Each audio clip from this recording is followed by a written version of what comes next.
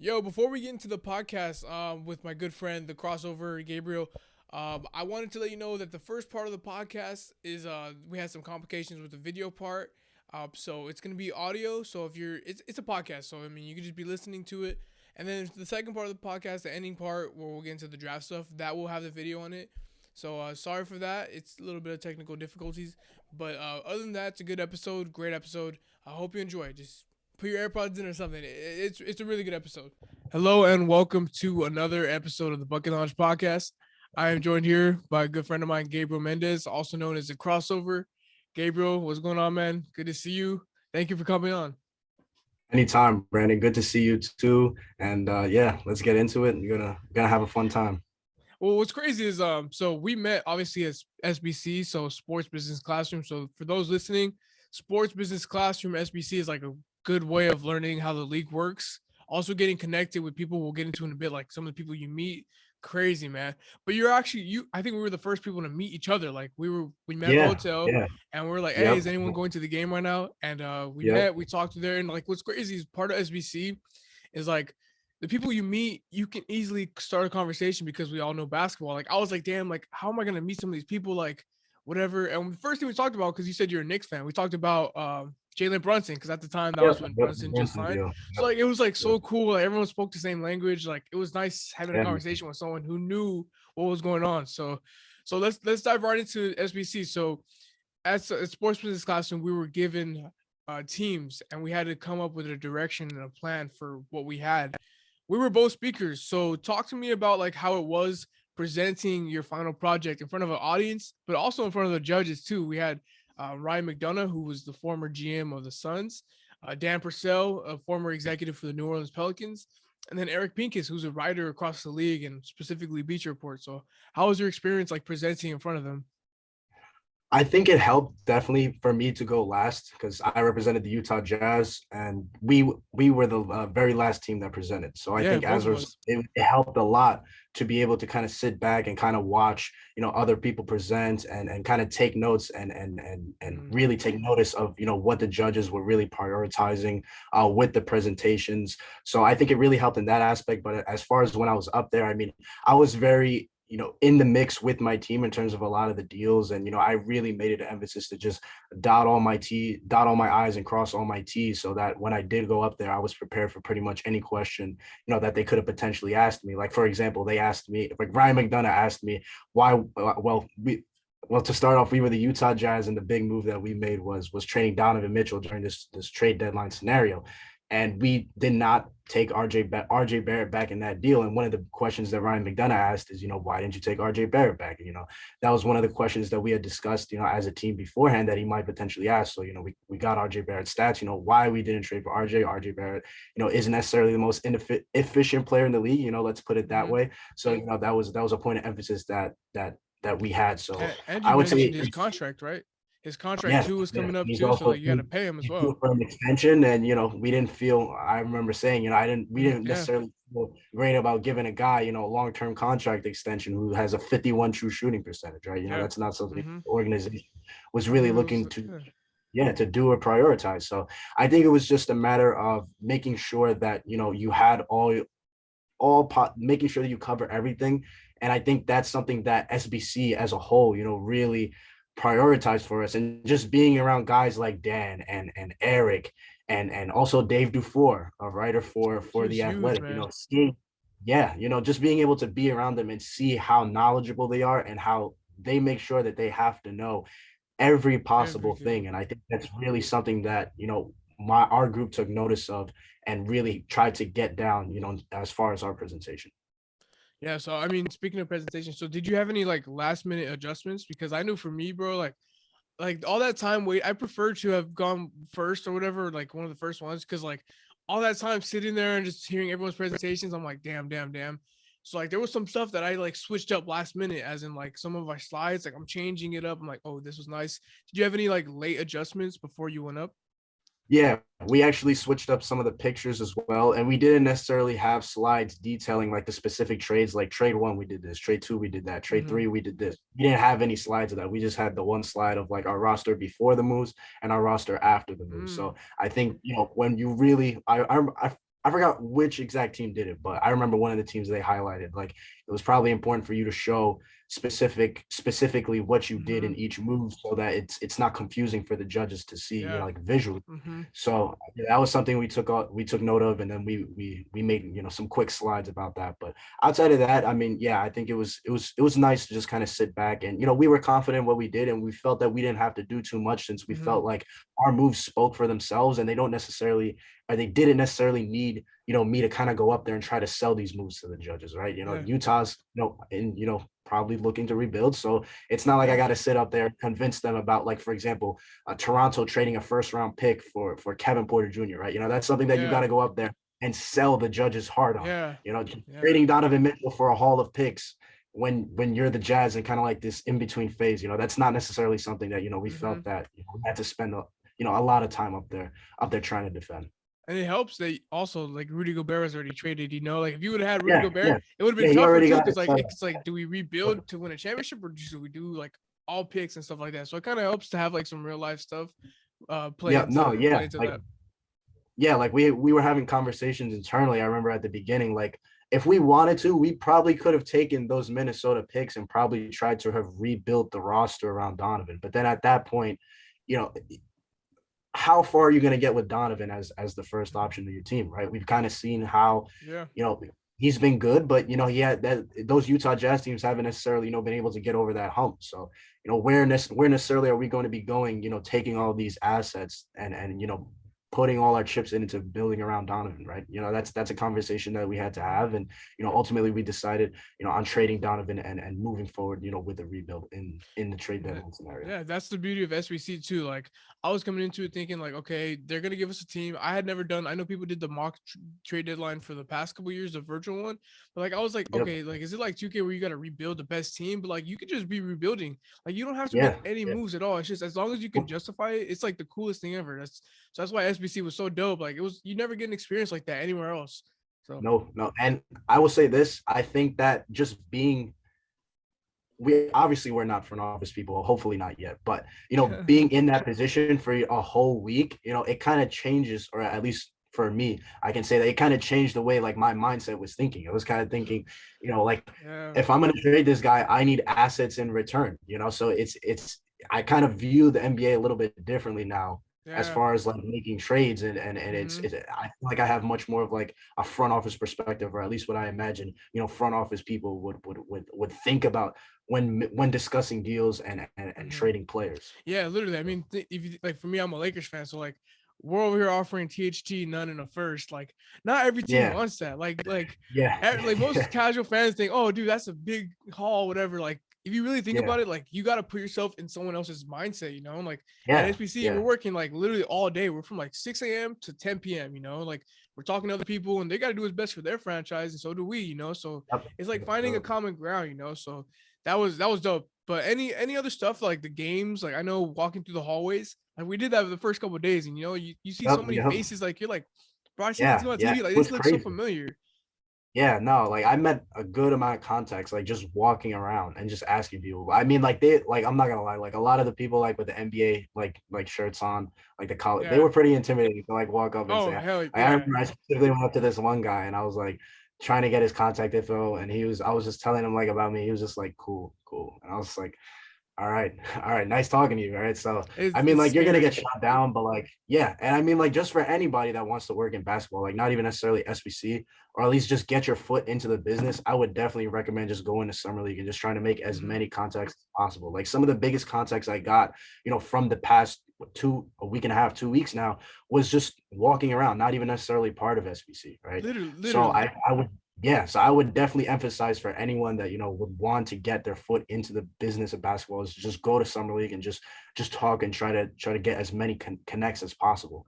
And another thing that I would like to emphasize, as far as SBC, is that they really emphasize just being a good person and really trying to do right by other people, especially in your negotiations and whatnot. And I think we heard that a lot with, like, for example, when Daryl Morey, Kobe Altman, and Tommy Shepard came up to That's speak, and they crazy. really emphasized. Yeah, that was, I can't even believe that we were Yeah, in the same you're room with saying it. You're so it sounds Daryl so Morey. natural. I'm like, we did that. We did Yeah, talk, or we had them in front of us. yeah, That's I crazy. know. Yeah, it was crazy, but they really emphasize that, especially like with Tommy, how, like, negotiating in good faith is like such an important part of this business, and just being a good Mm-hmm. person and treating people right. Yep. And I feel like that's something that I feel like a majority of us tried to do, or really all of us tried to do, when negotiating.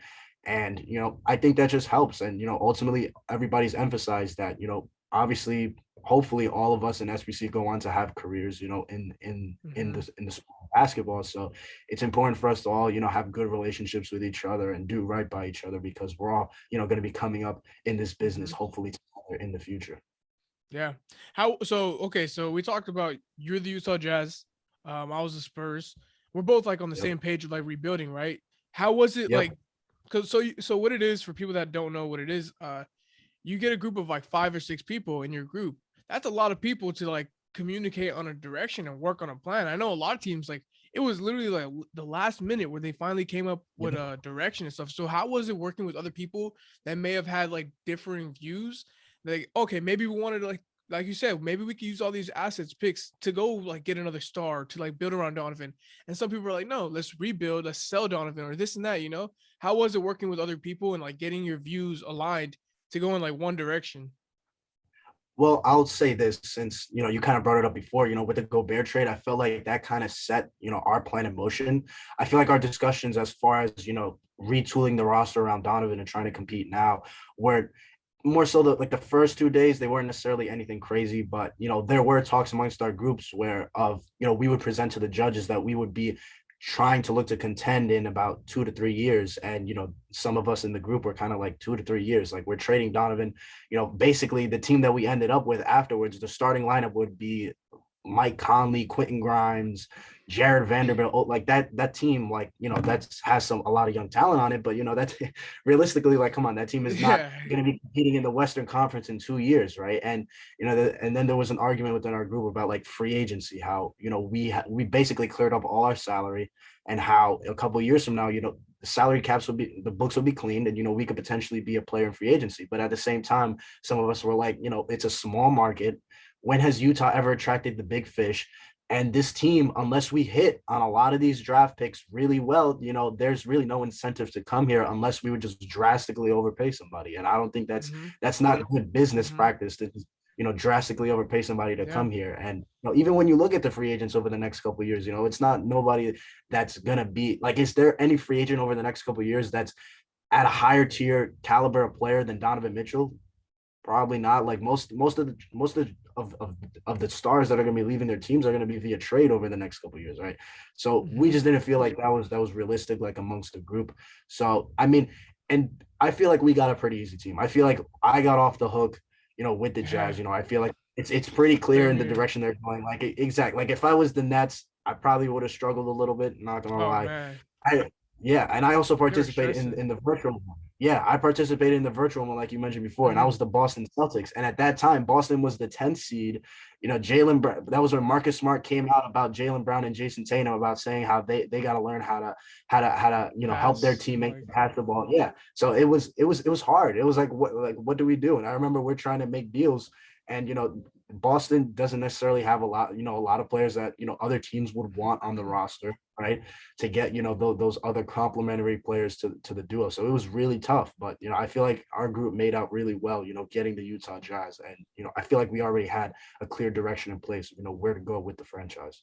hmm Yeah, I mean, like SBC, like you have to take these things into consideration. Like you're not a small market team. Just because you got cap space doesn't mean you can get the best players, you know? So like I feel like that's where the Yep. general fan, like the casual fan is more like, oh, we have 30 million cap space. Let's go get a LeBron James or whoever the hell is like Yeah, the top yeah, free agents. You know, it yeah. doesn't work like that. So like it No. like the Boston Celtics, their whole team are all draft picks. Like most of their players are their starting five are all guys that they selected, you know? So like for us being rebuilding teams, that's how you make your money. And that's, I mean, in my presentation, I had compared my team to the Celtics. I was like, all right, look, when we first met in front of the judges for the midterm, we got like cut off. What do you mean? They asked us when do you plan on like winning? We said 5 to 6 years. That's when we'll be winning. 5 to 6 years? What are you talking about? Are you crazy? You're San Antonio, this and that. And we're like, okay, look, this is how we're gonna do it though. The first 2 years, we're gonna be lottery teams. Third year, fourth year, we want to be like playing playoffs.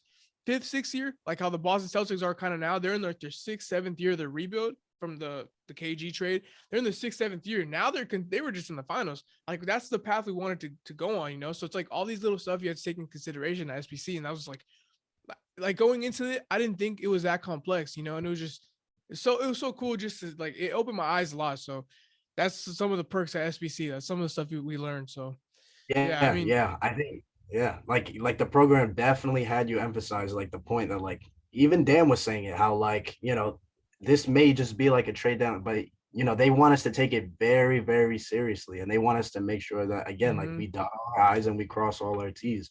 And I really appreciated that about the program, you know, kind of really taking our mindset before we got here, really kind of helping us think, you know, how a front office would, how would think. yeah, I mean, dude, man, some of the slides and the PowerPoints that we got was so like it's cool because like if you've ever been in school and like college, whatever, you get PowerPoints or something, but like I never knew they had one for like the NBA and stuff like this. It was so dope, bro. I was like, we were all kids in candy shops, too. So SBC Yeah, it Sports was Business awesome. Classroom, It was that awesome. was a great experience. Probably one of the best experiences of my life, bro. If I'm being Yeah, honest. Like honestly, the week there, just like it didn't feel like work. Like I said, we were up at like 7. no, We had to be in the bus by 7 a.m. Then we're home by 10, depending on what time you got home from the games and stuff. Like that felt yeah, like nothing to me, you know. Like for some people, it would be exactly, tiring and this and that. It exactly. was a piece of cake, you But know. it's So like basketball. It's basketball. exactly. So, well, okay. So, what's great about the Utah Jazz that you were the Jazz and like you did move Donovan Mitchell to the Knicks. Let's get into that. I know you're a Knicks fan. That's how we Yes, first started yes. talking. I mean, it's officially unofficial. Donovan Mitchell to the Knicks. There's been heavy rumblings and stuff. They're probably the favorites because they have all these picks, right? And so what are your okay? First off, what are your thoughts? Like, what would a package look like? Because I mean, you're the Utah Jazz, so you put yourself in their mindset. Like, what would you want from the Knicks? Well, from the Utah Jazz perspective, I would say you really want to prioritize the draft capital since you know the Utah doesn't necessarily have a lot of their own first round picks over the next couple of years, and you know, for a rebuilding team like them that is really lacking in young talent. Really, I mean, they have guys like Jared Vanderbilt, solid player.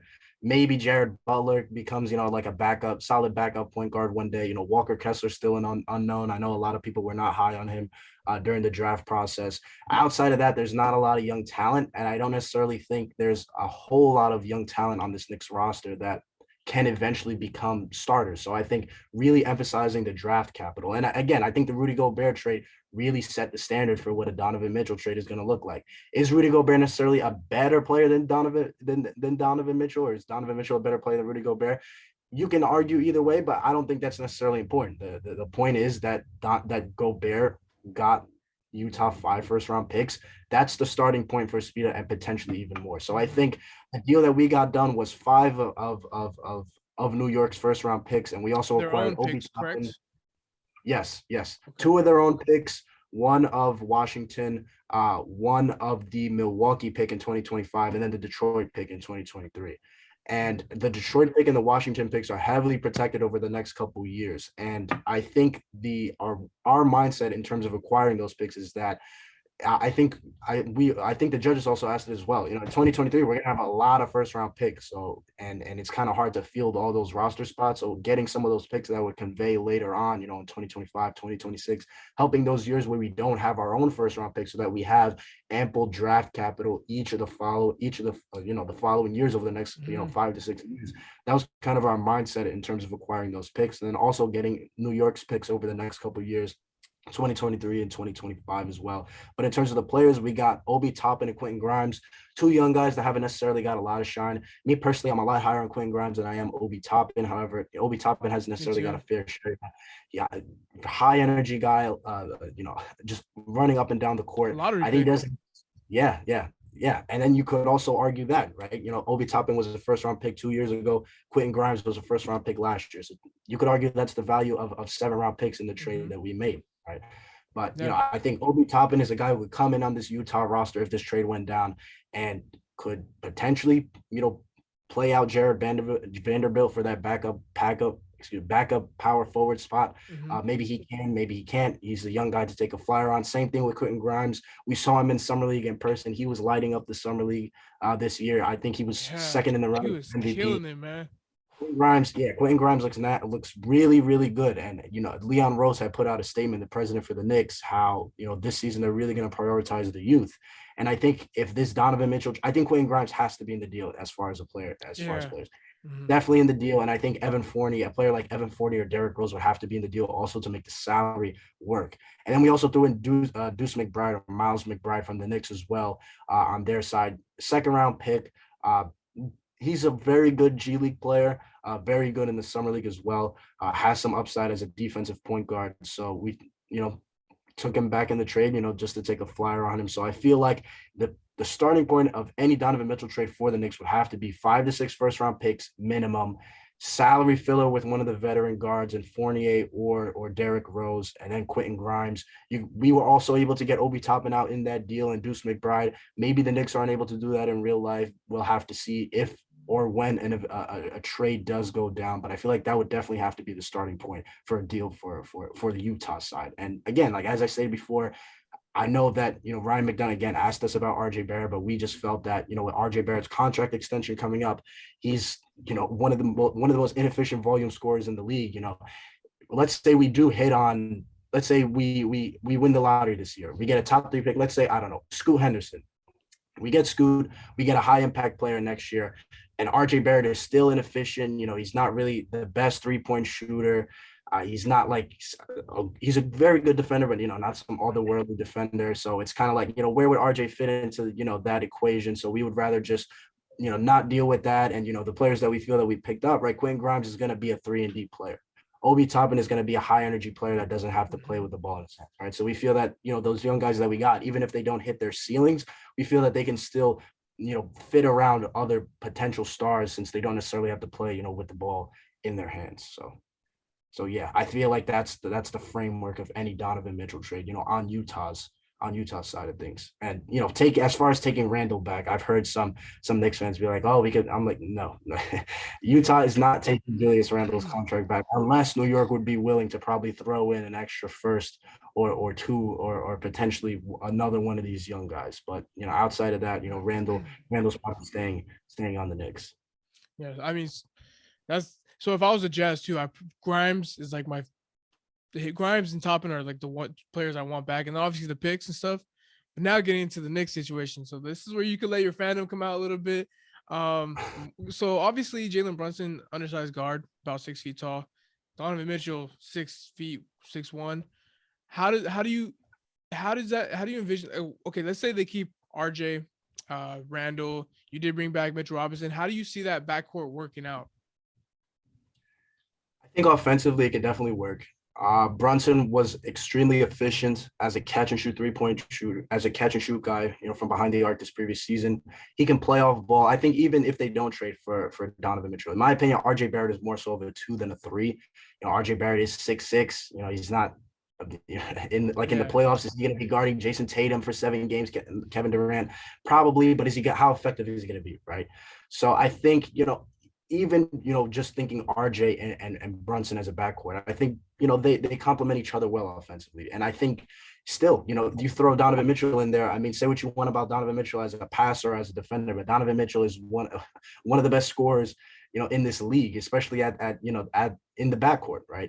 So I feel like New York doesn't necessarily have that first option. I don't think it's Randall. I don't think it's RJ. Even Brunson. I don't think Brunson is that guy either. I think Brunson was he was in a great system. I mean, Brunson thrives off slashing, getting to the rim. He was playing in a 5-out scheme with guys like Maxi Kleber at the 5, right? And he was playing, let's face it, next to, if knock on wood that Luka stays healthy, he's playing next to a guy who's going to go down as one of the all-time greats, right? So, going from that to this, to the Knicks, I don't think it's going to be great, but, if you throw in Speeda there, I feel like he can help make everybody else around him look better offensively. However, I still don't think a core of Donovan, RJ Randall and Brunson is good enough to beat, the Bucks of the world, the Phillies, Miami, teams like that. I still don't think you're in that tier of team. Are you better than the Hawks at that point? Is Donovan Mitchell better than Trae Young? Maybe. I don't think so. Is DeJounte Murray better than Jalen Brunson? Maybe. That's kind of a wash. Maybe you can argue one is better. Maybe you can argue. I don't know. You can argue either way. I differ on my opinion on those two guys depending on the day. But regardless, the Knicks would be in that situation. And then the only worry that I would have with that Donovan Mitchell trade is how you would go about getting better. Because unless Randall takes that bounces back, which he'll probably bounce back a little bit, but I think that 2020 season it's a blip on the radar. I feel like that was just a weird coincidence. An outlier. Yeah, it's an outlier, right? In that season, you look at his efficiency. I mean, Randall's never been efficient at the rim or from mid-range. He's always been a 32, 33 career three-point shooter. That one season, he shot 40% on a good amount of attempts, right? And then this season, he fell back down to earth for what his career has been. So I feel like he's a 30. If he could bounce back and be, a 35, 36, that's more in line than expecting Randall to be 2020, All NBA second team Randall again, right?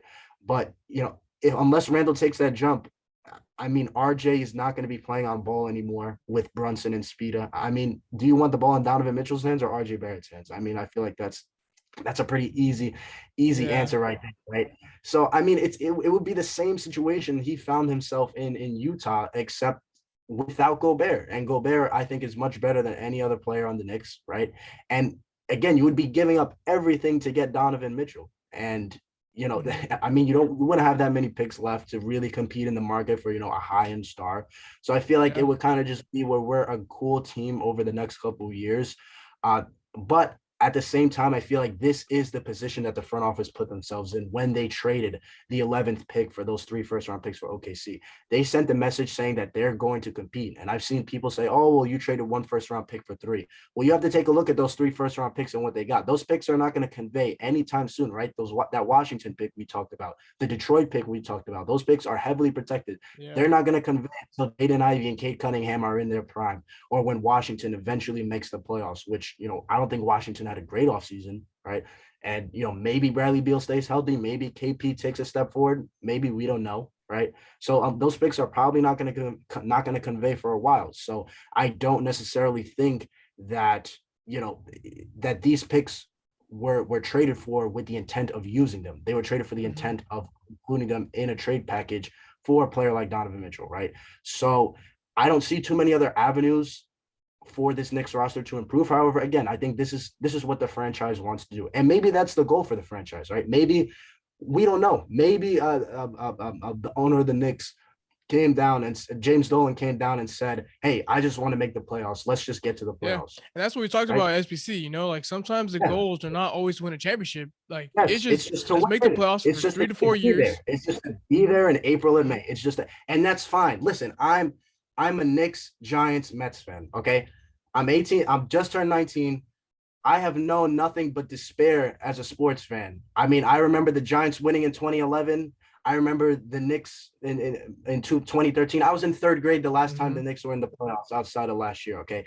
If the Knicks just want to be in the playoffs, that's fine. But I've seen Knicks fans act like, I feel like once you make this trade for Donovan Mitchell and if you give into what Danny Ainge is asking for, there's not going to be too many other avenues on the roster to get better. Who knows? Maybe RJ Barrett takes a step forward and you can package him and whatever remaining, maybe. But then again, you'd still, how good is that? How good of a player would you get back in that return? And how, you still have Speed as the best player. So again, we're not really going to be going anywhere. So I feel like if this Donovan Mitchell trade goes down, the Knicks are going to be, a 4 to 5 seed, probably 6 seed, but it's and that's fine. Maybe that's the goal. If the Knicks just want to be playing in April and May, then that's fine. I'll be fine watching the Knicks. We might be 1st round exits, but who cares? At least we're playing. And again, I haven't seen the Knicks. I was 8 years old the last time we were, an actual, top 10 competitive team, right?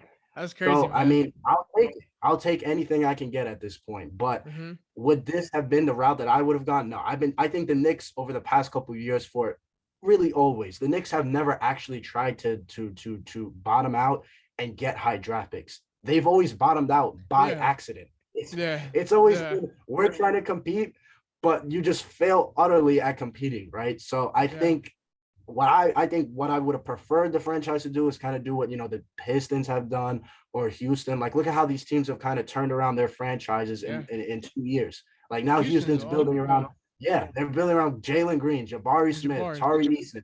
Yeah. And, Shangoon. and yeah, They got and all same these thing with picks too in the Orlando. future. Yeah, Orlando as same thing well. with a team like Orlando. Paolo, Franz looks like a future star. Wendell Carter Jr. is a very, very good center, very young center. They still got Jalen Suggs they can develop. Markel Fultz looks very good. Markel Fultz is very good at everything outside of shooting in the games that he showed this past season. Same thing with a team like Detroit that we just talked about. Cade Cunningham and Jaden Ivey. Like, I'm jealous of that duo that they get to build around Yeah. for the next 2 years. And That's it's just like, for the Knicks. I just thought the Knicks, like, I feel like they were on such a path of doing that. You had top end, you got Quickly, Grimes, all these young players, I think that Randall taking that step forward kind of overrided the whole youth yeah, movement that they were I going. I agree. think the I agree. intention was to let Randall play out till the trade deadline that season, and then try to ship him for whatever he could get. But if Randall's playing like an all NBA player, and you're the fourth seed and you're the New York Knicks, like, you're not gonna mess that up just for Yeah. you. So I get that, but at the same time, I feel like, trying to build through the draft, the Knicks have always kind of given like a half attempt to build through the draft, and not and I feel like after a certain point of just missing out of free agency at the free agency, like I still remember 2019, like that was one of the worst off seasons. That was one of the worst days of my life when Kevin Durant and Kyrie Irving went to Brooklyn. Man, that But was crazy. at the time, of course, you hate them as a Knicks fan, right? But you sit back and you think about it non-emotionally. The Nets were just a much better team, much better situation, much better culture, much better environment, better organized, better well-run organization. And I don't feel like the Knicks have necessarily put themselves in any kind of situation Yeah. throughout the past 10 years where, and again, in 2019, who was the best young player on the team? Mitchell Robinson? Like, come on, like what are we doing here, guys? Man. So Yeah. yeah. So, if the Knicks just want to be competitive, that's fine. But, Knicks fans expecting anything more. And again, we talked about it before, the free agency class is coming up. I don't necessarily think there's a better player than Donovan Mitchell that's going to be available, right? So, I think, if they make that deal, you're going to be you're going to be a competitive team. But I think that's the ceiling of that team. And if you don't make that deal, I think the Knicks are probably going to be a playing team. I don't think they're better than Atlanta or maybe even Chicago. Hell, I wouldn't be surprised. What happens if Jaden Ivey hits the ground running and Cade Cunningham takes a step into all-star territory? That team could be better. That team could realistically be better than the Knicks without Donovan Mitchell next year, right? So I'm not the biggest fan of where the franchise is headed, but I understand it. I understand the rationale. You also have to keep in mind that a lot of these guys are CAA, and Leon Rose used to be a prominent figure in CAA. I've seen some of that floating around, and I kind of get those vibes. Like Obi Toppin, we've been needing a point guard since we haven't had a great point guard since Walt Frazier in '73, right? So we've been needing a point guard. You pass up on Tyrese Halliburton, who's one of the best. Tyrese Halliburton is one of the most efficient playmakers and shooters in the league in his second year. You passed up on the guys like Tyrese Maxey. I know you can say Maxey went later, but still, when it's all said and done, people are gonna be like, you took a CAA guy, Brunson. And the whole thing with Brunson, in my opinion, it just doesn't look great. The whole thing with, he used to represent Brunson. Now his son, now his son is representing. But then you bring his dad on the coaching staff. Like it just doesn't look great. Everybody CAA on the team. So the optics don't look great with that. But again, am I happy? I'm content with the way the Knicks are going, right? It's not the direction I would have personally chosen, but I understand the rationale of just wanting to be competitive. And again, my Mets are competitive, for the first time since 2015. Other than that, they haven't necessarily been competitive in my lifetime. Yeah. The Giants, the New York Giants have been the worst team in football for the past 5 years. I witnessed the Super Bowl in 2011, but again, I was a kid, right? So, hey, if Knicks want to be competitive, it's nice to have a team be playing in the postseason and have something to look forward to. So if that's the way the franchise chooses to go, again, I'll have no complaints about that, even if that's not necessarily the direction I would have wanted. Yeah. So, look, what I'm going to say is it might sound crazy, but I like what they're doing, man. Like for the exact reason of like being competitive, like the past 5, 6 years, it's always Curry or LeBron. You know, like I feel like the NBA is so open now that you'll see teams that like the Mavericks are could have. I mean, they went to the conference finals. They could have went to the finals too. Like just things can go crazy. Like it can like an injury, this and that. I mean, I feel like we talked about the culture even before when Kate in 2019 there was no culture. I think now it's like more of like you think of the Knicks, you think of like defense, you think about young players. Yeah, I the reason why I like it is because I feel like Brunson and Donovan Mitchell, they've shown before that they could be very aggressive perimeter defenders. Like they're not absolute cones, but since like yeah, Donovan Mitchell, like he's carrying the whole load offensively for the Utah yeah, Jazz. Like he's not going to be the best perimeter defender. He's going to get blown by a couple times, you know. Like I think yeah. Brunson's a I guy that can agree. get nitty and gritty and can get down on Yep, defense. yep, And like yep. these are guys that like are not necessarily cones. Yeah, you could be undersized, but you could still be a pretty good defender. I feel like you just it's also motivation too. Like Randall too. Like now he has two perimeter players that can like create for him. Like down the stretch, it doesn't have to be him. Like and he doesn't have to always make the playmaking decisions and stuff like that. You know, he could defer to guys like Donovan Mitchell, who like come on, deferring to Donovan Mitchell, like that's a guy that can. Yep. He's shown before in the bubble. Like, he can drop 50 in multiple playoff games. You know, so like one of these years, I really feel like there's gonna be an opening and like the way seeds line up too. Like you look like an injury to this team can like cause this or that, you know. And like I like it Yep. from the perspective, like we talked about, just get to the playoffs, you'll be there. Like if you know you're gonna be there, things can work out for you in mysterious ways, you know. And like you do give up all your draft capital, but like I don't know, Donovan Mitchell is a pretty good player. I feel like his reputation Yeah, for the yeah. past couple of years has been kind of like it's been lower than I think it's it's ever a been. risk that the Knicks are willing to take, and I don't disagree with it. I mean, it's Donovan Mitchell, and you're bringing him Hmm. to New York, and I mean, we're already New York is always consistently, towards the top of ticket sales and whatnot. So I mean, you're Yeah, bringing a bona fide box star office. to the city. Yeah, and he's from here. He's a home. He would be. Yeah, He's coming home, right? So I feel like that would only help. Bring more attention and more gravity to the city and to a franchise that I mean, New York basketball. Like, let's be honest here. I mean, New York baseball is kind of taking over the MLB right now. The yeah, Giants and Jets are kind of upcoming. The Knicks are kind of sitting in the background right now. So I feel like adding a player like Donovan Mitchell kind of helps spark the franchise. yep, And again, just be competitive. And again, I'm just happy with the yeah. franchise just being competitive.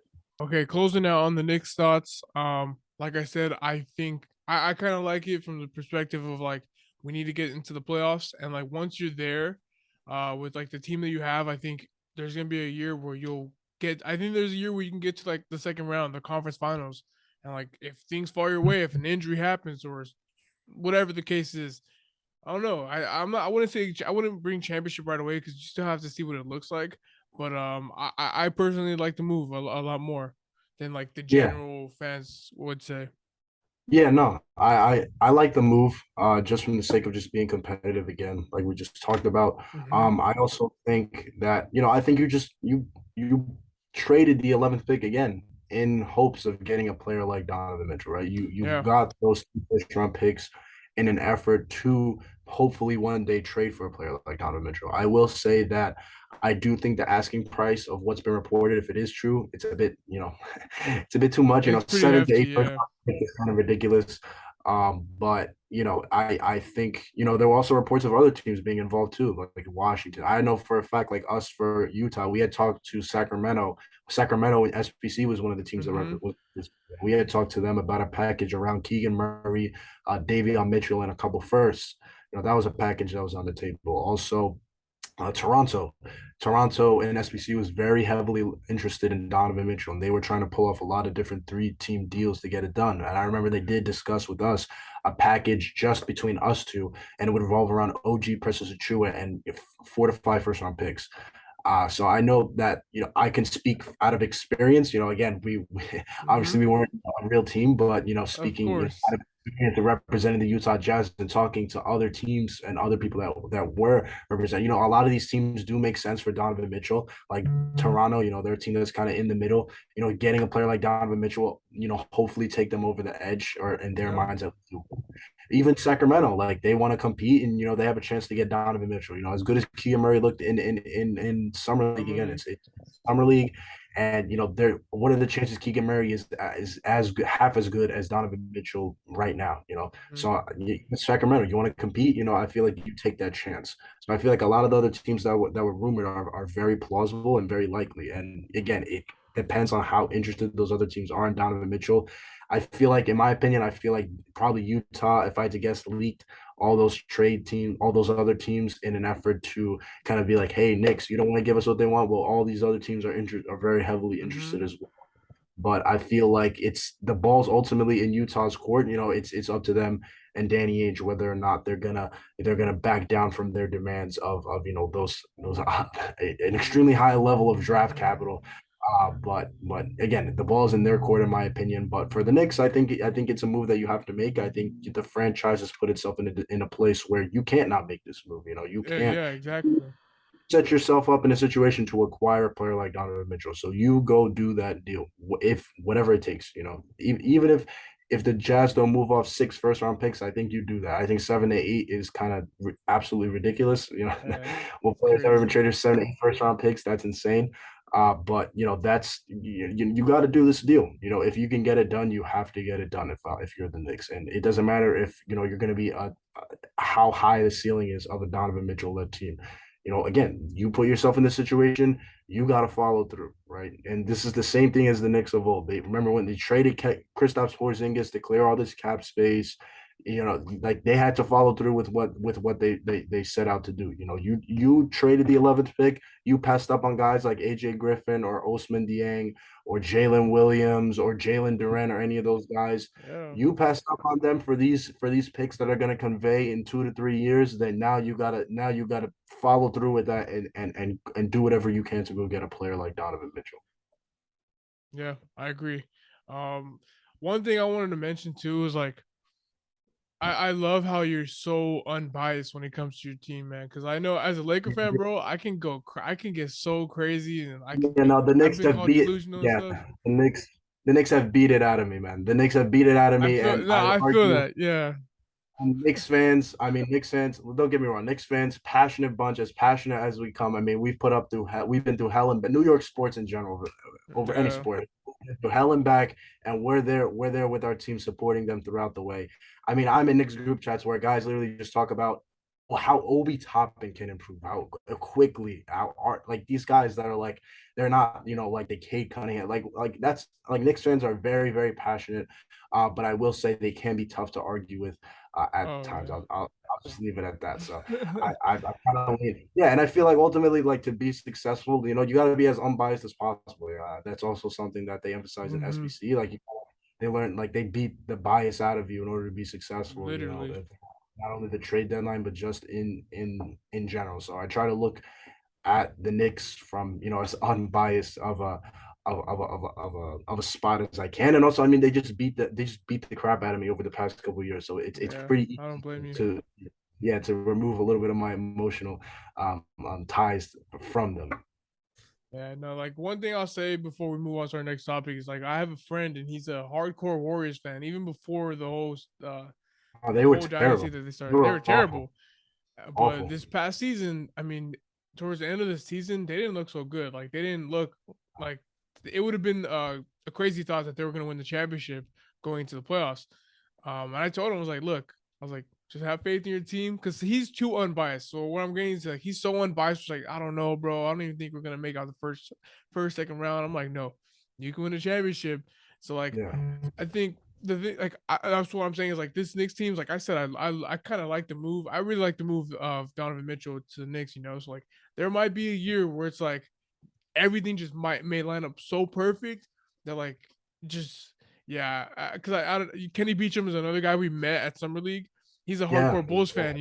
One thing about yeah, him is like he's so unbiased versus yeah, the Bulls. I'm yeah. like Kenny, I like dog, go root for your team. Like you guys can do something crazy some years. So like the Knicks, Jalen Brunson, Donovan Mitchell. I think those are two guys who are like they're different from like they're okay undersized. We talked about it. They're undersized guards, but they have like this pedigree about them where it's like they have like a mentality of like a tough winning mentality. So like these are guys that Yeah. have like got it out the mud like from where they've been from. So I think one of Yeah, these I mean, years. like, yeah, no, Go ahead. like, can that team? I mean, the question with that team would just be defensively. I mean, Like Yeah. RJ's a good defender. Randall took a big step back. Again, kind of fell down to earth defensively the same way he did on the offensive side of the floor Yeah. this season. Also, Mitchell Robinson. I'm not a Mitchell Robinson fan. I'll be blunt about it. I was actually dying for a player like Isaiah Hartenstein. Isaiah Hartenstein, Oh, analytic he's gonna be god, awesome, such a bro. versatile. He's going to be awesome. He's such a versatile big on both sides of the floor. Mm-hmm. More so defensively, he's a very good rim protector. Offensively, he can pass out the short roll. He has a very nice touch on his floaters. He can shoot the Yeah. occasional here and there. I feel like that's a player that's a much better fit for this team. Where Mm-hmm. Brunson, your point guard, Brunson's a slasher, right? RJ is a slasher. Even if RJ is one of the worst volume finishers at the rim, he's sub 20. He's still a slasher. That's what he does. He gets to the rim. Mm-hmm. Does he make the shots at the rim? That's a different conversation. But he gets to the rim. Randall's more so of a jump shooter, but still, you'd like to give Randall space. So, and Mitchell Robinson, I think even with Brunson, I don't think Brunson is not going to be a spread pick and roll guard that's going to be like, all right, clear it out. Mitch, you come here. And he's not going to be some point guard that's going to be creating, a ton of Yeah. opportunities for Mitch. The problem with the Knicks this past season is that there was just no spacing. You have Evan Fournier, who was awesome Yeah. for this previous season. Awesome, awesome, awesome. I think he was bad when they asked him to do a lot of creating, but when you just ask him to just space the floor, he was awesome in that role. Mm-hmm. Outside of that, I mean, RJ's hit or miss as a shooter. Randall had the ball in his hands, and Mitch was just sitting there at the dunker spot. So RJ's man can sink off, Randall's man can sink off, and Mitch's man, I mean, he's just standing there in the paint. So there's Yeah. just no space. So I would have much rather preferred for them to have just kept Isaiah Hartenstein, especially at half the price. They're paying him Literally. Yeah. 8 mil per year for 2 years, and Mitchell Robinson's paid 15. I think I would argue Isaiah Hartenstein is the better player, and you got him for half the price of what you gave him Mitchell Robinson. So, and then on the defensive side of the floor, I mean, Mitch. I think people have a misconception about Mitch to where, you've seen the highlights of him like going out and blocking, a 3-point shot on the perimeter, right? And you see how he's an athletic big, but Mitch is not the best pick and roll defender. He's a drop big. He's not going to be switching out on the perimeter, and his effort is questionable at times. And Yeah. like That's Mitch, yeah, like he's a good rim protector, but like, outside of that, like he's not a good pick and roll defender. He's not going to be switching on the perimeter. Randall is an issue defensively. Brunson is solid defensively. I mean, he's going to have his natural limitations being, 6'1", right? That's going to be a given. He's not ever going to be, some plus defender, mm-hmm. but he's average, which is okay if the Yeah. rest of the defenders on the floor are positive. And I feel Yep. like all the defenders on the floor can be exploited. So like RJ's a good defender, but he's not a great defender, nothing like that. Fournier, I mean, I'd assume Fournier is going to be in that lineup if you don't trade for Donovan Mitchell just for spacing purposes. He's not. He's a terrible defender. Then you add Yeah. Speed into that lineup, and Speed is kind of similar to Brunson, but I think even Brunson is a better defender than Donovan. And again, you mentioned it before. Donovan is controlling the entire offense. So, he's not going to be putting forth all the effort defensively, but still, Yeah. we gotta take what we've seen. And Yeah. Speed has been good defensively. Can he be better? Does he have the athletic profile? Maybe. But again, he's 6'1", 6'2". So I mean, you have two 6'1" players, RJ Barrett 6'6". Defensively that team would be a real issue. And I think that's where they'd struggle. But I think offensively they would be able to figure it out. Yeah. Well, yeah, I agree, man. Like I said, I like the move too. So I mean, I feel like Tom Thibodeau, like we talked about, he's a coach. It's like having an defensive coach can sometimes it can like you can construct players that are not known to be defensive players. You can like come up with a Yeah, scheme or game yeah. plan that can kind of like cancel out some of your like negatives on defense. But anyways, let's move on. So you're a big draft guy, like your YouTube channel, which we'll get into in a bit. Like you scout players and stuff, So like next year, I want to get an early look on next year's draft because I know a lot of things can change. A whole season can affect like a guy's stock. I think Jabari Smith wasn't even supposed to be a top 3 pick going into last year's He draft. was Like a consensus lottery pick, but he was more literally. so like 10 to 12. Some Mhm. some people here and there had him. There were some whispers of him being top 3, but generally, yeah, he was considered, 10, Yeah. 10, 10. So, so who are some of your favorite prospects coming into next year's draft? Well, I would say definitely on the freshman side of things, I love point guard Nick Smith from Arkansas, went to North Little Rock. dominated. He played alongside Khalil Ware in high school. So I mean, I don't know many other I don't know many other teams in the country in the past 10 years that have had the best point guard and center in the nation. So that team absolutely dominated the Arkansas basketball. But Nick Smith, more so on him, 6'4" guard, two-way player, very good. Not necessarily a great defender, but he's a feisty defender. Will pressure guards, from full court. Offensively, though, he has the potential to be a franchise point guard, not only at Arkansas but also at the NBA level. Awesome passer, great pick and roll player, can really pass with either hand. He has a lethal floater. He has the best floater probably out of anyone in this class so far, and I think he relies on it almost to a fault. However, he can also create his own jump shot. Good pick and roll shooter. Again, very good passer, crafty finisher. I have him third on my board right now, behind Victor Wembanyama and Scoot Henderson. And I think he's going to be in a situation in Arkansas where he's going to be playing alongside Anthony Black, a player that I have 19th on my board. And, that's no shame. I mean, it's what, not even August yet. Anything can change. I know a lot of people are really high on Anthony Black. Anthony Black, a combo guard, 6'7", tough defender, high IQ, gonna allow Nick Smith to kind of do more of the scoring while, Anthony Black takes that step, kind of takes, the role of just being like that connective tissue. And they also have Jordan Walsh on that Arkansas team, another one of my favorite prospects. Really showed out this year at Geico They're gonna be Nationals. stacked next year. They are stacked. That Arkansas team is going to be must watch, especially for the draft. And Mm-hmm. Jordan Walsh is a guy I really like, a 6'7" wing, really athletic, 41-inch vertical, can knock down some open threes and can handle the ball a little bit. Does a great job. He's just a very versatile wing.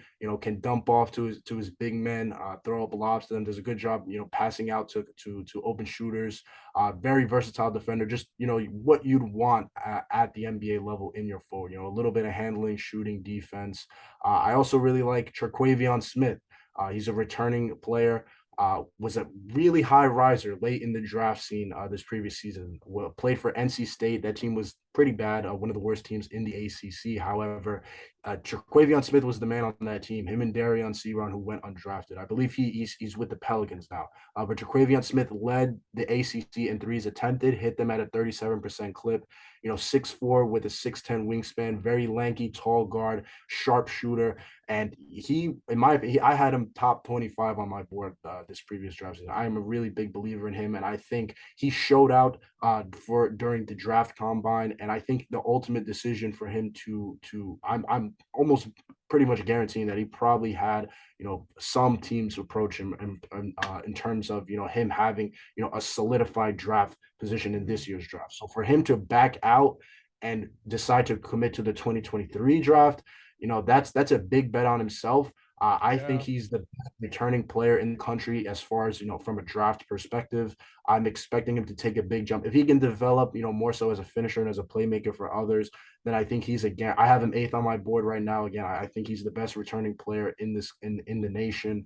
And again, if he can improve on his finishing and playmaking, I think he can really solidify himself, as a top 10 pick and potentially even higher. Another guy that I really like, I'd say, is ďʀബᴜ Miller. Played overseas, and is 6'11" guard. 6'11" guard is really a 6'11" point guard. I mean, he's very good playmaker, can slash, solid defender. I think the shot is a little bit of a question mark, but I think the form is fine. I think it'll work itself out over time. And what I really like about ďʀබᴜ Miller is that, again, I mean, a 6'11" point guard, and I think I talked about it with one of the members of the Spurs during SBC, where a player like Nikola Jovic from this previous draft, where a European player kind of stayed overseas, and we didn't necessarily get to see how he would look against competition in America, right? So I really like that ďʀbᴜ Miller is deciding to come over here. He's going to play for FSU with another prospect that's highly touted, or he's a returning sophomore. His name is Matthew Cleveland, 6'7", shot creating guard. So they're going to form a nice little duo. FSU is going to be really talented. This other team to watch. Yeah. Also, some other teams or some other players, I really like Arthur Kaluma as far as another returning guy. He's going to be playing. He played for Creighton this previous season, 6'7" wing, very athletic. Showed some shot creation upside during the tournament. Very good defender, and he really made a name for himself during the tournament. And he kind of carried that momentum over into FIBA play. He played for the Ugandan team in FIBA, I believe for the U20s, where he showed out against some decent some former NBA players. So he's a guy to keep in mind for this upcoming season. Some other guys that I do like, Dariq Whitehead, a guy that I know Yeah. personally, grew up with him, or didn't necessarily. I've been working out with him for a very long time. He's from Newark, same city as me. Guy that I'm a big fan of. Maybe I'm a little bit biased with him, but I'm trying to be as unbiased as possible. But he was the man for a Montverde team that was very talented. They also had Dylan Play Mitchell on with that team. The Cade. guy, yeah. He's been playing for Montverde since 8th grade. He's been playing. He played with RJ Barrett. He played with Kate Cunningham. He played with Scotty Barnes, with Deron Holmes, Caleb Houston, who just got drafted last year, 31st, right? So Caleb Houston. Dariq, I'm sorry to cut you off real quick. I think Caleb no, Houston no, is a no. steal. Man, I I watched his agree. game so I much, agree. man. I don't really watch college basketball, but like SBCs, you specifically too, like inspired me to like start looking into like scouting and looking into like the future talent, bro. Like Caleb Houston was one of I the like guys that Caleb I had Houston. watched Yeah, before. Like I think he's gonna have a good career, like as a good role player, like guy that can probably come off the bench and I give you just agree. I solid agree. minutes. So yeah, I continue with think he's Derek a Whitehead good though. fit for that core. Yeah, no. Yeah. So Dariq, I mean, he's been kind of waiting for his turn to kind of take over and be the man for that Montverde team, and he got the opportunity to do that this previous season. And he played alongside a guy in Dylan Mitchell, who I have 12th. I have Dariq Whitehead ninth on my board. I have Dylan Mitchell 12th as of the recording of this video. Another D Mitchell in the draft. Yeah, Got yeah. Davion Donovan, man. Yeah, and Dylan Mitchell's gonna be good. He's playing for Texas. They're gonna have a good squad. But Dariq got the chance to play alongside Dylan Mitchell. Also, the number one power forward in next year's class, a guy who I thought was the best, got very talented player, and Kwame KJ Evans. But Dariq got the chance to lead that team, be the man on that team, and he showed out and he carried them to a guy going Nationals title. Two-way player, can do a little bit of playmaking. We saw that. Also the McDonald's All American. Yeah. Mhm. I got my words out, but we saw him lead that team, kind of be the point guard out there amongst, a bunch of other future, high-end college players and NBA players, kind of be the man. Good scorer. I think the only thing with Dariq I would question as to why I don't have him higher is the shot. I think the form could use a little bit of work, and also I think the handle needs to be polished. But outside of that, I mean, Dariq is going to be a very talented player. And for Duke, and Duke is also another team very stacked next year. They have guys like Derek Oh, Lively, who I yeah. think is the third best center right now. I have him third, neck and neck with returning sophomore Deron Holmes from Dayton. But I really like Derek Lively's game. A lot of I people like have him compared him too. to Mobley. Yeah, he's much more of a versatile big compared to Kel'el Ware, his counterpart, who's going Yeah. to Oregon. I think Kel'el Ware is much more of your traditional big, whilst Derek Lively is Hmm. much more, And w- a bigger wing than a big outright. what I've heard from like some of these players like Lively and Khalil Ware, like they're being overshadowed by Victor. Like Yeah, Victor's no, the and they're big very talk. good. Yes, yeah. Like I don't think I think Khalil wears the best of the bunch for this year's class of centers. I don't think Khalil Ware is quite on the Evan Mobley or Chet Holmgren tier. Hmm. Uh, I don't. Is he better than Wiseman? Would I have him over Wiseman? I mean, it's tough. If you were to say it right now, before either of them have played a college game, definitely Wiseman, just because of how dominant he was in high school, right? But that doesn't mean Khalil was not a great prospect, and I think he does have a lot of things to like about him, with the shot, with the defense, with the shot blocking, the rim protection, the rim running. And I think with center prospects in general, I think a lot of it goes underrated. Like I've seen a lot of people say, like, oh, well, Jalen Duren, like he doesn't do anything special. And it's like, I feel like once you watch hours and hours of tape of like 10 center prospects in a draft class, like those little things about centers are like what really makes the difference. Like everybody's like, Yeah. oh, Jalen. Like I've seen people on Twitter be like, oh, Hmm. Jalen Duren just catches lobs. I'm like, Jalen Duren was the best vertical spacer. Like you could like being able to have a center as a guard where you can just throw the ball up anywhere near That's the rim and they huge, can go man. get it. That's very valuable compared to a guy that you can't do that, right? And even Hmm. defensively, what he brings as a rim protector and he showed flashes as a passer at the short roll. Like I feel like a lot of things with centers are taken, for granted just because they're not looked at as like skilled or Yeah, literally. whatnot. I think it's overshadowed by also like 3-point spacing. If a guy can't shoot a three, automatically he's viewed as like a negative asset. Like floor spacers are vertical spacers are huge. Like Dave DeFore, Dan Purcell are Yes.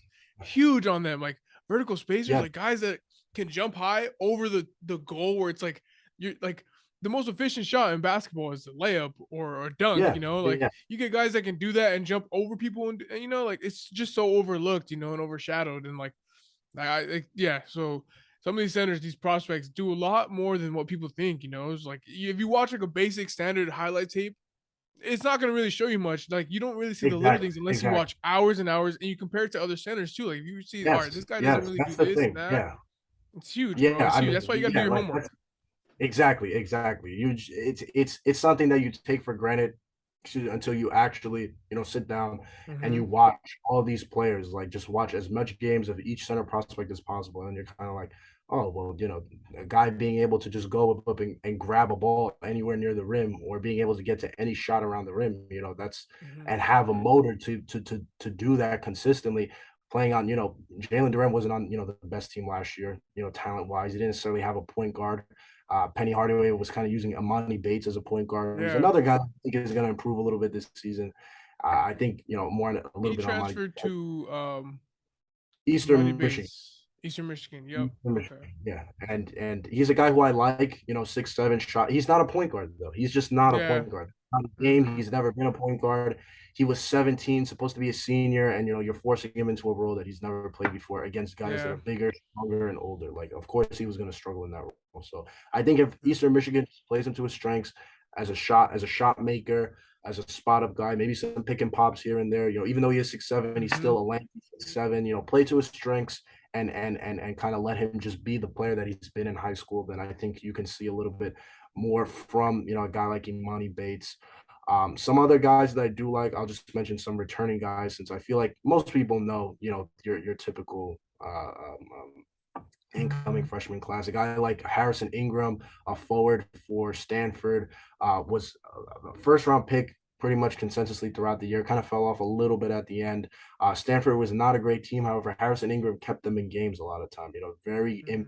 Very impactful two-way player, very good help defender, very good offensive player. Just makes a lot of winning plays, and I think he's a guy who might get overlooked in the upcoming draft cycle. However, I think he has a very good chance to make an impact on whatever team he does end up with, presumably next season. Also, a guy like Julian Strother from Gonzaga, who's kind of been, a role player for the guys like Drew Timme and Yeah. Suggs and Hogan and Joel Ayayi over the past couple of years. However, I think he's really going to finally get a chance. He's just a super efficient shooter, solid defender at 6'7". I think finally he's going to get a chance to kind of, operate with the ball in his hands a little bit and kind of showcase what he can do, as a two-way player. And also a guy like Marcus Sasser, who was one of the best, in my opinion, he's one of the best guards in the nation. Missed a lot of the season for Houston with a foot injury, I believe, off the top of my head. But he was a guy who was a consensus, top 40, 45 pick coming into the year, got hurt.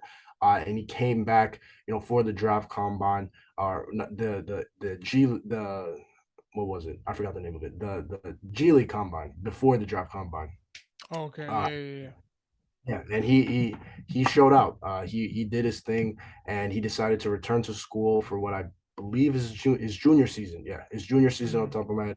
And not only that, I think Houston's going to be a problem this year, and I think he's going to lead that team. And if he can take them to be a Final Four team, he's got decent size at the point guard spot, good shot creator, good shot maker as well. So I think, if he puts it all together and can lead this Houston team, I think there's a good chance that he is a pretty high pick when all is said and done next year. Just throwing out some other names here: Chris Murray, Keegan Murray's little brother. Pretty much, Keegan Murray 2.0 from a physical profile point of view. He didn't get to do much with the ball in his hands this previous season just because Keegan was there and Keegan was a top tier player in the country. Yeah. So I think Chris Murray, maybe I have him 41 just because he is Keegan Murray's brother, but I think that he has a lot of potential, and I think he can break out this upcoming season. Also, a guy like Mike Miles was a point guard for TCU, was expected to take a big jump last year. However, he kind of struggled with his efficiency. He played for the Team USA or FIBA for the U18s. He was the point guard on that Kenny Lofton, Chet Holmgren team that beat Mm. Wembanyama in the finals, in the FIBA finals, was solid there. So a lot of people were like, can he translate it over to the season? And he showed flashes here and there. He's about 6'1", so not the tallest guy, but has real upside as a shot maker, and showed out in the tournament. TCU and Kansas kind of went back to kind of traded blows for blows there. I believe in not the Sweet 16, but round 30, in the round of 32. So he showed out, and hopefully, if he didn't put it together last year, but if he could put it together next year, I think he has a good chance of getting drafted. Scrolling through my big board here, trying to see other names to other returning guys. I think that's about it with returning guys. I mean, we could talk about the Thompson twins. I was gonna ask you. That's like so I seen your tweet the other day. And you're not really high on them. But No, I I'm I like what's his name? Amen. I kind of like him a little yes, bit I more like than these Amendment. other. Yes, I You know what I'm agree. saying? I agree. My whole problem with them is that I've said it before. I said it in my G Montero video where I can't take overtime elite seriously. I mean, this is like D3 D2 level comp. I Yeah. mean, they have, with all due respect, they have Kai Sinat and Agent Zero, covering a game. Like I'm struggling to take it seriously, right? And Yeah. there's not really structure. And you saw it with a guy like G Montero in summer league, where you could just tell that he was just overwhelmed with just the level of Yeah. talent Mm-hmm. and just the cohesiveness of It's a everything that different was going game, on around. bro. It's a whole different Yes, game, dude. and yes, and I get it with Amen and Asar. I love Amen a lot more. I like Amen a lot more than I like Asar, and I think Amen. I think he's a better playmaker. They're both uber talented athletes. I like both of them as defenders. However, the offensive game, just with I think the handle for both of them could use some work, and also just the shot. I mean, the shot for both of Yeah. them. Not only is the shot just not gonna fall, but they need mechanical, like there are mechanical flaws in their Yeah. shots. And not only that, but when they played in the basketball tournament, and that was decent competition. Older guys that are kind of more so past their playing days. Mm-hmm. And even then, they looked lost here and there. So I'm just like, are they talented as athletes? No doubt. Do they have skill sets that will translate? Yeah. But they have major flaw. The shooting is going to be a major issue. And I also think that just they might just be so behind the rest of the pack in terms of their IQ and being able to process things and just understanding what's going on, that it might hurt them. And I feel like I feel like there's a good chance that come draft day, like I have Osar 13th. I have Amen 13th and Osar 18th. I feel like that's a realistic expectation for them to fall come Mm-hmm. draft day. And again, we saw it with G Montero this period. G Montero came into the season a top 20 pick, dominated against Team USA in FIBA play, dominated his age group. Even he dominated overtime elite. He was the best point guard in overtime elite, and he went undrafted and looked to lost at times with the Knicks in summer league. So I feel like that's something that we could see happen with the Thompson twins. Also, a player like Gigi Jackson, who just recommitted. He was a senior that decided to decommit from North Carolina, move up a class to the 2022 class, and is playing for South Carolina now. A player who I really like, who I can see rising. 6'9", strong big man. Excuse me. He plays more so like a big man at 6'9" than he does a wing, but he does have some ball handling and shot making upside, and he's a guy who I could see being a big riser come draft day. Also, a guy like Jarris Walker, he played for IMG alongside another stud in Keontae George, who are both I have both of them top 10. Jarris Walker at 6'7", 225, great ball handler, awesome defender. Has some shot making, and again, he's playing with Houston with Marcus Sasser, so I think that the Houston team is going to be really something Yeah. to A lot of good and teams out here, Houston, man. yeah, and Houston's been a team that's been knocking on the door for a championship, for a March Madness banner for a couple of years now. So I think next year might be the year that they finally break through. But you play with a guy like Keontae George, Jarris Walker, again, just a prototypical forward, what you want out of forward. And also a guy like Keontae George. I mean, Keontae George is your shot makers. He's your Hooper's favorite prospect, pretty much. Keontae George is the guy that's gonna go out there. He's a guy that's gonna go out there and just get buckets. Smooth shot maker, gets to his spots at will, great shooter on and off the ball, has shown some flashes as a playmaker too, and is just a strong, high IQ player. He's going to be playing for Baylor this upcoming season, which is something that I really like. Going to a stable, well-oiled machine over there, and surrounded by a lot of defenders, a lot of talent, Yeah. where he's be able to showcase there. He's not going to be asked to do too much. He's just going to be asked to do what he's good at, right? We saw that again. We just talked about, I just mentioned Imani Bates. He was kind of forced out of his role. Like, no, Keontae George is going to go to Baylor and they're going to be like, dude, you can score the ball. You go get you take the rock and you go score. And Yeah. I'm really excited to see how Keontae George That's looks so over there. important for prospects, Yeah. man. Like Yeah. like in Yeah. anything, this right situation, like you need just being in the right situation can change the landscape of everything, So a Yeah. lot of good Yeah. prospects And I going feel like, into the right situations. yeah, I feel like it's just important to put these guys in situations where they're going to succeed. Like if Keontae George goes to Baylor and they ask him to be a point guard and run the offense, he might not look as good as opposed to Yeah. if they have this playoff ball and just be like, just go score. You're gonna see him, flourish over there for Baylor. So I feel like just Mhm. situation is so important. Also another guy that I'm not crazy high, Leonard Miller. He was supposed to come out this previous draft. He's like a 6'10" point guard, pretty much. I think he's Yeah. very raw. We saw that in the draft combine where he was just very, like, you could just tell that he was out of he was just way out of his head, way out of his league. Got to play for overtime, not overtime, the G League Ignite this upcoming season. I feel like Yeah. he's a guy who potentially show out with proper development and kind of let him grow as a ball handler and as a shot maker. But he's just a guy that's very raw. But another guy that I could see really rising up draft boards. A lot of good Coming. prospects here, man.